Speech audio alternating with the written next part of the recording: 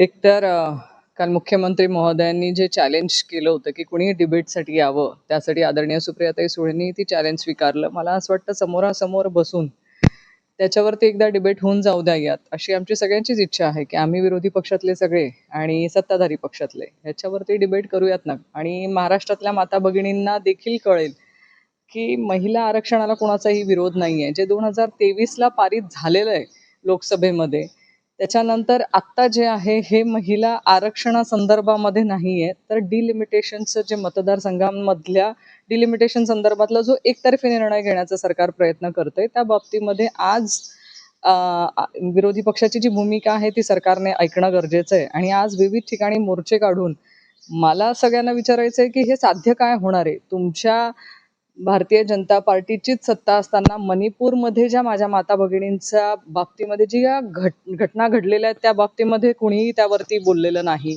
ज्या महिला खेळाडूंनी आंदोलन केलं आणि आंदोलन करून त्यांना न्याय मागितला होता, त्यांना न्याय मिळाला नाही.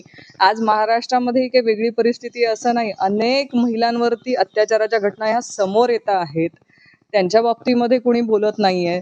आणि अशाही वेळेस माझं त्यांना देखील विचार आहे की फक्त महिला आरक्षणाचा मुद्दा करून तुम्ही कुठेतरी विरोधकांच्या बाबतीमध्ये लोकांमध्ये संभ्रम तयार करण्याचा जो प्रयत्न करतायत ना, हा किती तुमचा म्हणतो ना दोघडेपणाचं उदाहरण आहे. कारण तुम्ही स्वतः किंवा तुमचे जे आज सत्ताधारी पक्षाचे सगळे नेत्यांना माझी विचारणा आहे की तुम्ही स्वतः लोकसभा आणि विधानसभेमध्ये किती महिलांना नेतृत्व दिलंय हो.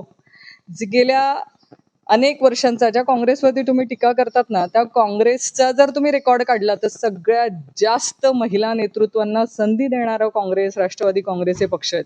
सगळ्यात जास्त महिला खासदार, महिला आमदार ह्या त्यांच्या काळात आलेल्या आहेत. तुमच्या काळातला आकडा तुम्हीच काढून बघा की किती नाव घेण्या इतपत महिला ना तुम्ही संधी दिलेली आणि त्या निवडून आलेल्या आहेत. यावरूनच देवेंद्र फडणवीस म्हटले की माझ्या स्तरावरील जोही कोणी नेता आहे मी डिबेट करायला तयार आहे. यावरूनच सुप्रिया सुळेंनी त्यांना सांगितलं, त्यांचं आव्हान स्वीकारलंय. काय सांगा? सुप्रियाताई सुळे आहेत, दुसऱ्या पक्षातले अनेक नेत्यांनीही त्यांना आव्हान केलेलं आहे की आम्ही डिबेटला तयार आहेत. विरोधी पक्षातले जे ज्येष्ठ नेते आहेत ह्या सगळ्यांबरोबर देवेंद्र फडणवीस साहेबांनी डिबेटला बसावं आणि दूध का दूध पाणी का पाणी हे महाराष्ट्रासमोर होऊन जाऊ द्या ना एकदा.